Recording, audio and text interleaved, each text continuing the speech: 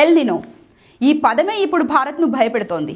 ఈసారి వచ్చేది super El Nino అని, దీంతో కరువు తప్పదని హెచ్చరిస్తున్నాయి వాతావరణ సంస్థలు. ఇలాంటి టైంలో ఒక వార్త మనకు నిజంగా ఊరట కలిగిస్తోంది. ఎల్ నినో ముప్పు నుంచి ఐఓడి మనల్ని కాపాడుతుందని కొంతమంది సైంటిస్టులు అంచనా వేస్తున్నారు. ఇంతకీ ఏంటి ఈ ఐఓడి?